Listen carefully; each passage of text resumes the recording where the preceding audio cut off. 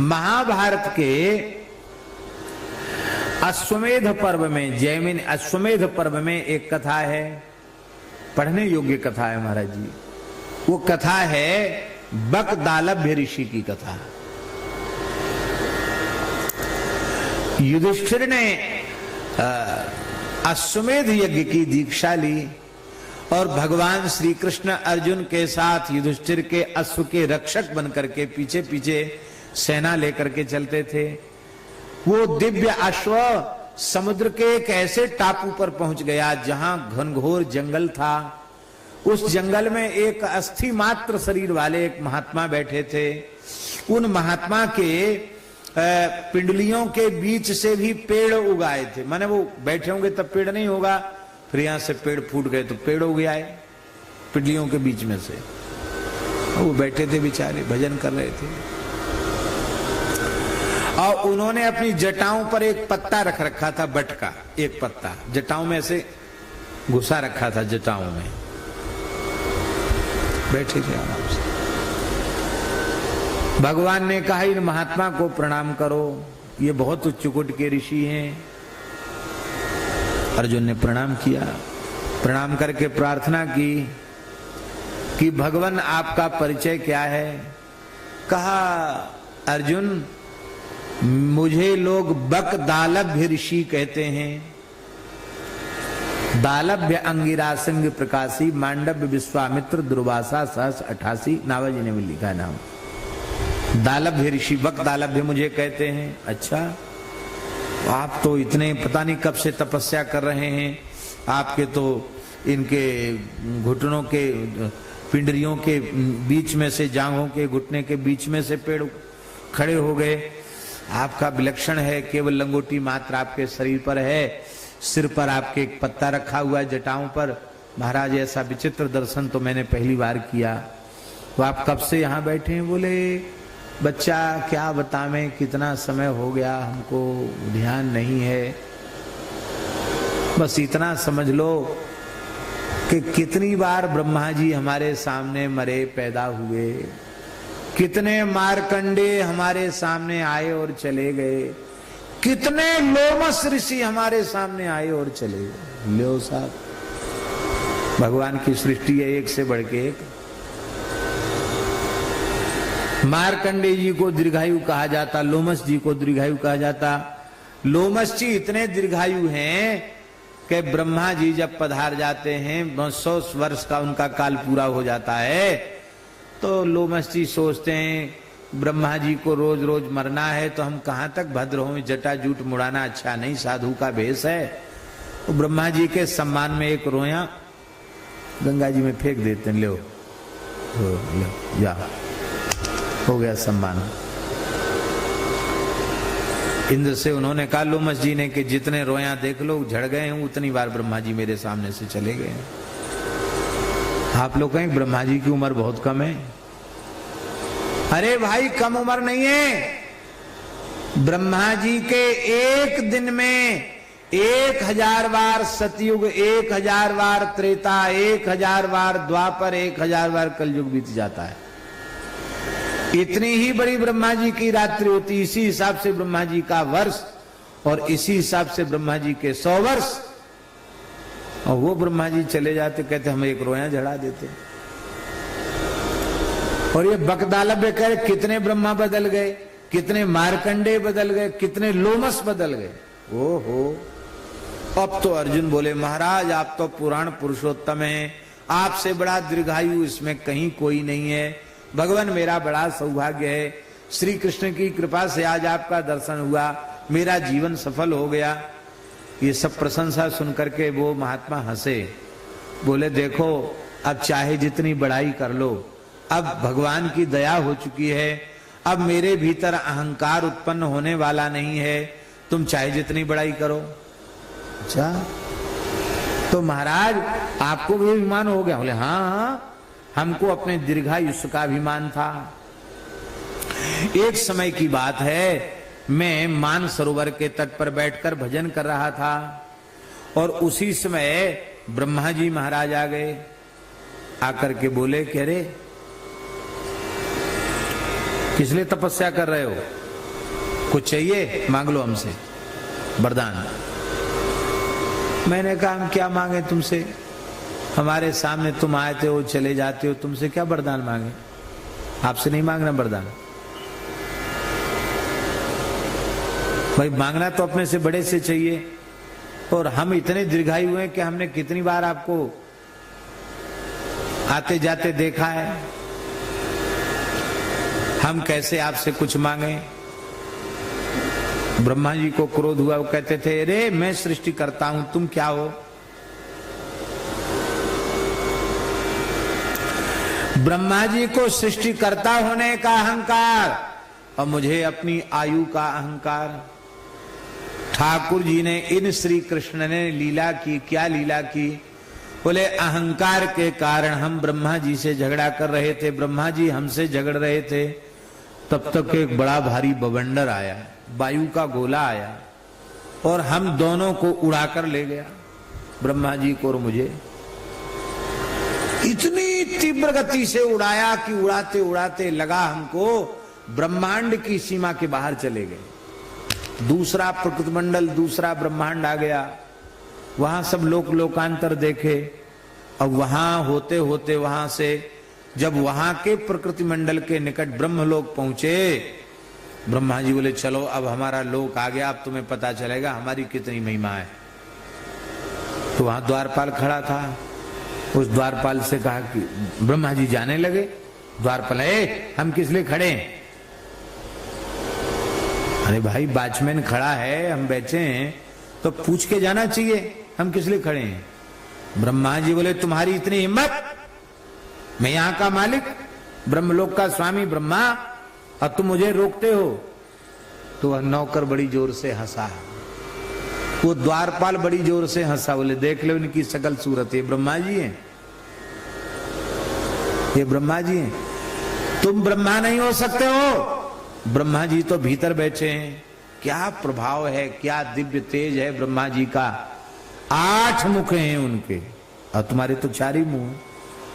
ब्रह्मा जी सोचे हे भगवान, नया नया ब्रह्मांड तो नया ब्रह्मा, वो भी 8 मुंह वाला। थोड़े ठंडे पड़े, बोले चलो 8 मुंह वाले ब्रह्मा जी का दर्शन करें। हम आपको इसको बना बढ़ा चढ़ा के नहीं बोल रहे हैं, आप पोथी उठाकर उसमें पढ़ना, बड़ी रोचक कथा है। तो बोले हम पूछ के आते हैं 8 मुंह वाले ब्रह्मा जी से, आप मिल सकते हो कि दर्शन होगा कि नहीं होगा। तो 8 मुंह वाले ब्रह्मा जी ने कहा हाँ हाँ बुलाओ, ले आओ, कोई बात नहीं।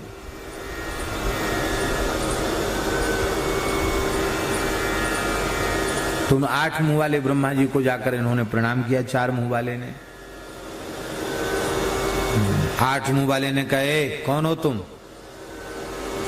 हमारे नाम से पूजा खा रहे हो नकली ब्रह्मा, कौन हो तुम? कहा मैं ब्रह्मा हूं, अमुक ब्रह्मांड का ब्रह्मा हूं। ये कौन है तुम्हारे साथ? तो ब्रह्मा जी ने परिचय दिया, बड़े लोग ऐसे ही परिचय दे देते हैं। धीरे से कहा चेला है, अपना शिष्य है, शिष्य। बोलो वृंदावन बिहारी। बगदालब के देखो हमको चेला बना रहा है, यहाँ शिष्य है, अपना शिष्य है। तो वो 8 मुंह वाले ब्रह्मा जी बोले कि जब तक तुम्हें हमारा दर्शन नहीं हुआ था तब तक तो तुम गुरु थे और ये चेला था, अब तुम दोनों ही हमारे चेला हो। अब पोथी में तो ऐसा लिखा है कि मैं डोलडाल जा रहा हूं, तुम मिट्टी के लिए, हमारी शुद्धि के लिए मिट्टी और पानी लेके आओ। मतलब सेवक हो, शिष्य हो तो यही काम करो। जब उन्होंने भी अहंकार कर लिया तो फिर एक बवंडर आया, वायु का गोला उठा और 4 मुंह वाले ब्रह्मा जी, 8 मुंह वाले ब्रह्मा जी और बगदालब ऋषि फिर तीसरे ब्रह्मांड में पहुंच गए। वहां महाराज 16 मुंह वाले ब्रह्मा, उन्होंने भी ऐसा कुछ अहंकार किया। तो फिर 16 के बाद फिर कितना हो गया, 32 मुंह वाले ब्रह्मा, फिर 64 मुंह वाले ब्रह्मा। और ब्रह्मा जी के मुंह बढ़ते ही चले जाए और ऐसे बवंडर उठता चला जाए, होते होते सैकड़ों मुंह वाले ब्रह्मा जी हो गए। ब्रह्माओं की जमात हो गई, 4 मुंह से लेके सैकड़ों मुंह वाले ब्रह्मा जी। और सारी ब्रह्माओं की जमात, बगदालब कहते मेरे सहित ऐसी जगह हम लोग पहुंच गए जहां पर परमात्मा परम पुरुष भगवान नारायण खड़े हैं खड़े हैं, उनके शरीर में हजारों लाखों करोड़ों ब्रह्मांड निकल रहे हैं, प्रवेश कर रहे हैं। जैसे तेज झरने के प्रवाह में रेत बहती है, ऐसे लुढ़क रहे हैं उनके शरीर से ब्रह्मांड। कितना दिव्य प्रकाश, कितने प्रकार के ब्रह्मांड, कितने ब्रह्मा, कितने रुद्र दिखाई पड़े। बस सब हमारा अहंकार खत्म हो गया और उन परमात्मा के आगे कौन दीर्घायु है, किसका काल है, सब मेरा आयु का अभिमान नष्ट हो गया, ब्रह्मा जी का ब्रह्मापने का अभिमान नष्ट हो गया। और जैसे अभिमान नष्ट हुआ तो हम क्या देखते हैं कि ब्रह्मा जी तो शांति से अपने ब्रह्मलोक में बैठ गए और मैं इस द्वीप में बैठा हूं, तभी से भजन कर रहा हूं महाराज। अब समझ में आ गया क्या है, हमारी छोटी सी उम्र है, कब मर जाएं, कितने ब्रह्मांड पैदा हो रहे हैं, नष्ट हो रहे हैं, मैं कौन चीज हूं। तो मेरे मन में वैराग्य का भाव है, तो सिर कम से कम छाया में होना चाहिए। तो हमने एक पत्ता अपने जटा पर रख लिया है कि चलो भाई छाया तो है ही है हमारे सिर पे। इतना वैराग्य।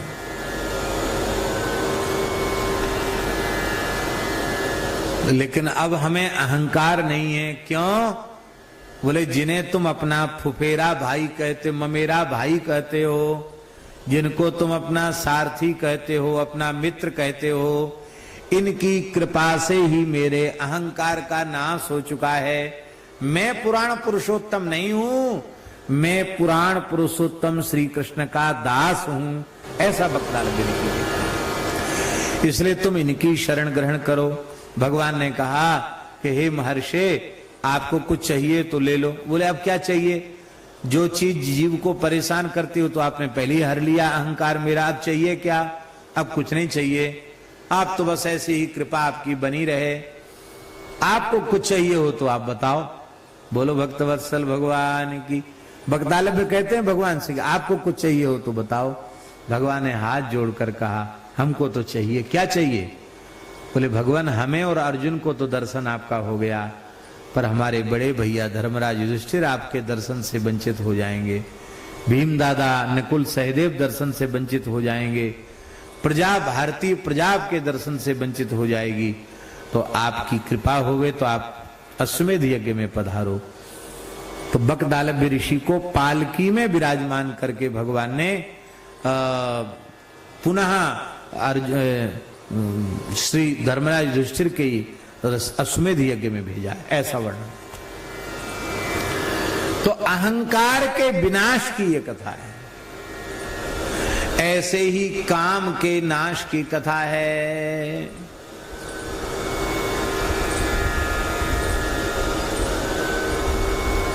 तब सिबती शर नयन उघारा, चितवत काम भयउ जरि छारा। शंकर जी ने तीसरा नेत्र खोला, काम भस्म हो गया। ये क्या है? क्योंकि जहां काम तहां राम नहीं, जहां राम तहां काम। तुलसी कैसे रही सके, रवि रजनी इकठाम। तो काम का भी सर्वथा नाश रघुनाथ जी के प्रताप रूपी सिंह के द्वारा काम रूपी मदमत्त हाथी का विनाश होता है। एक दो दृष्टांत ऐसे नहीं, सैकड़ों दृष्टांत ऐसे हैं जो निष्काम भाव से भगवान का भजन करने वाले संत भक्त हैं। वे सकल कामना हीन जे, संपूर्ण कामनाओं से हीन होते हैं। सर्वथा कामनाओं से रहित होने के कारण उनकी इंद्रियां किसी अवस्था में क्षुब्ध ही नहीं होती हैं। यह विषय है, ऐसा अनुभव इंद्रियां करें तो क्षुभित होंगी।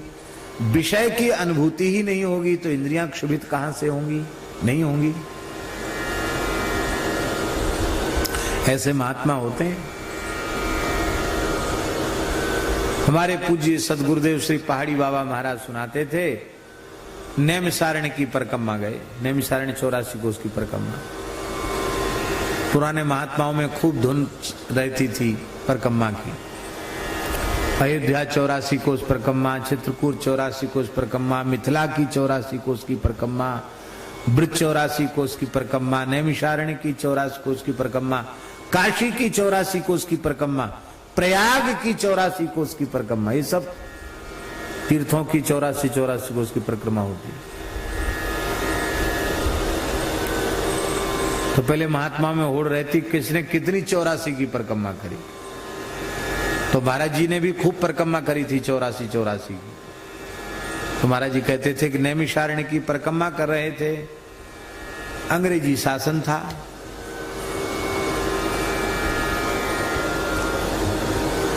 ये बात सन 32 से पहले की होगी, सन 20-21 की बात होनी चाहिए, 1920-1921 की बात होनी चाहिए।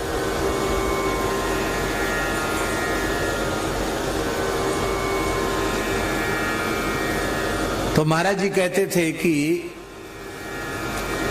त्यागियों की जमात थी और महात्मा सब भूखे थे, गांव मुसलमानों का था वो। और महात्माओं को क्या पता कि हिंदुओं का गांव मुसलमान का गांव, उन्हें क्या हिंदू मुसलमान से लेना देना। उन्हें लग रही थी भूख, तो नहर में तो उन्होंने नहाया और गन्ना वहां खूब होता है नैमिषारण्य तरफ, गन्ने का खेत था। तो महात्मा लोग गन्ना तोड़ तोड़ करके और अपनी प्रेम कटारी से उसको अमनिया कर करके ठाकुर जी को अपने अपने बटुआ ठाकुर को भोग लगाने लगे। महात्मा तो महात्मा ही ठहरे, ये कोई कम होते हैं हाथी से। तमाम पूरा का पूरा खेत उजाड़ दिया, 10-10, 20-20 गन्ना ले आए। जिसका खेत था वो सब नाराज हुए, अरे बोले क्या भैया, एक खेत के गन्ना खा गए तो खा गए, 100-200 महात्माएं क्या है, खा लिया तो क्या हो गया। वो तो कोई भगत श्रद्धालु होते तो कुछ न बोलते, वो तो सब मुसलमान थे, चिढ़ते थे। उन सब ने गाली गलौज किया, ईंट पत्थर कुछ बरसाया।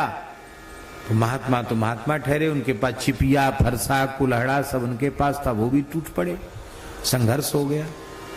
उस संघर्ष में क्या हुआ कि पता नहीं किसी ने आग लगा दी कि लग गई कि या उन लोगों ने ही आग लगा दी।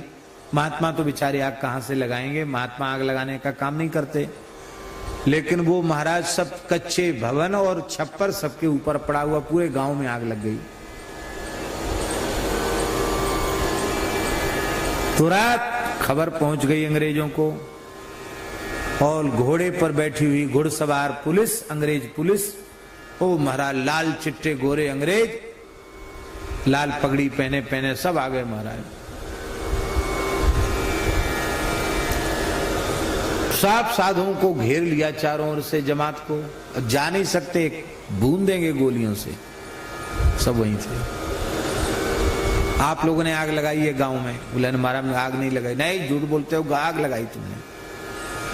तो किसी महात्मा ने कहा कि हम साधु हैं, हम आग लगाने का काम नहीं करते, हम तो आग बुझाने का, कहीं आग लगी हो तो बुझाने का काम साधु करते हैं। आग लगाना दुष्टों का काम है, आग लगाना साधुओं का काम नहीं है। इतना सुनते ही वो अंग्रेज बोला कि हम सबकी परीक्षा करेंगे कल, जो साधु होगा उसको तो दंडवत करेंगे, जो साधु नहीं होगा उसको जेल की हवा खानी पड़ेगी, कल हम आएंगे, जाना मत यहां से कहीं भी। कैसे करोगे, क्या करोगे? बोले हम डॉक्टरों की टीम लेके आएंगे और सब महात्माओं की डॉक्टरी कराई जाएगी कि महात्मा कौन है।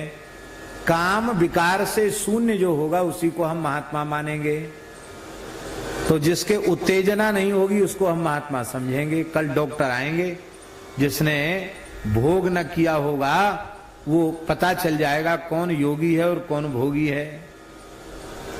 डॉक्टरों की टीम आएगी लखनऊ से, वो सबका चेकअप करेगी। तो महाराज जी कहते हैं कि वो 100-200 जमात थी, महाराज 100-200 साधुओं की जमात थी। अब सबके प्राण सूखने लगे। कई तो फसली भी होते हैं ना, फसली जानते हो ना, भरतदास जी जानते हैं, साधुओं के कोड वर्ड है, इसलिए यही समझना। फसली, कुछ असली होते हैं, कुछ फसली होते हैं। तो फसली भी बड़े बड़े जटाजूट सब घूमे फिरे, कुछ कमाए अमाए, घर में दे आए, उनको फसली कहते हैं। अब उनके लड़के बच्चे वाले भी होते हैं, वो लोग तो सब गृहस्थी होते हैं, बाबा जी का भेष बनाए रखते हैं। तो महाराज वो सब घबराए कि अब क्या होगा, अब क्या होगा। तो रात को ही लोग भागे वहां से, खेतों खेत भागे, और भागते भागते महाराज 200 साधुओं में मुश्किल से 8-10 साधु ऐसे थे जो वहां आनंद से बैठे थे। उन 10 साधुओं में एक साधु हमारे पूज्य गुरुदेव श्री पहाड़ी बाबा महाराज थे। पूर्ण विरक्त, पूर्ण साधु, महान योगी, महान सिद्ध महाराज जी बैठे थे। और उस समय महाराज जी की आयु एकदम युवावस्था है।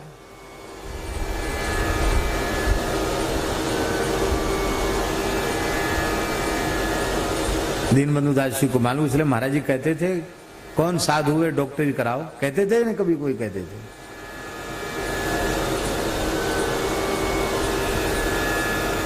अब महाराज 8-10 सब भाग गए, जो ऐसे ही थे वो तो भाग गए सब इधर के उधर, 8-10 रह गए। तो आनंद से, उनको कोई भय नहीं, कोई चिंता नहीं, आनंद से बैठे, सब योगी पुरुष थे। अंग्रेज आए, उन्होंने देखा संत धूना जमा के एकदम आनंद से निर्भय होके बैठे हैं। वो डॉक्टर तो उनके साथ आए, लेकिन चेकअप किसी का नहीं हुआ। उन्होंने महात्माओं को देख के अंग्रेज ने दूर से ही जूता उतार दिए और अपना हैट उतार दिया, टोप उतार दिया अंग्रेजों ने, और उतार करके पानी से हाथ पांव धोए।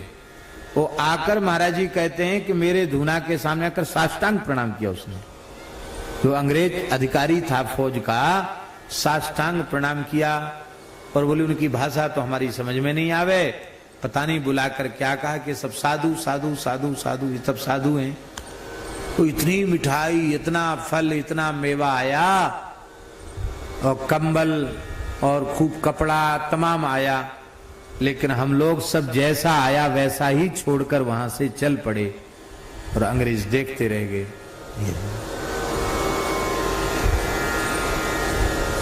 वो आप कहेंगे कि इतना साहस कैसे आया कि अंग्रेज नहीं, अंग्रेज का बाप चलावे, हमारी परीक्षा कर ले हम साधु हैं कि नहीं। ये बल कहां से आया? ये अपना अहंकार का बल नहीं है, ये किसी साधन का बल नहीं है, ये है श्री राम नाम का बल, ये है श्री हरि नाम का बल, और कोई दूसरा बल नहीं, भगवान का बल, राम नाम का बल। श्री नामाचार्य हरिदास ठाकुर के भजन में विक्षेप करने के लिए दुष्टों ने बेश्या को भेजा, लेकिन वह भी उनकी वाणी से हरिनाम सुनते सुनते निष्पाप हो गई, निर्मल हो गई और महान सिद्धकोटि की भक्ता हो गई। यह है संत का प्रभाव। अरे भाई, संत में तो काम नहीं होता, संत निष्काम भाव से भजन करने वाले, संत की सन्निधि में पहुंचने वाले कामना वासना से मुक्त हो जाते हैं, रहित हो जाते हैं।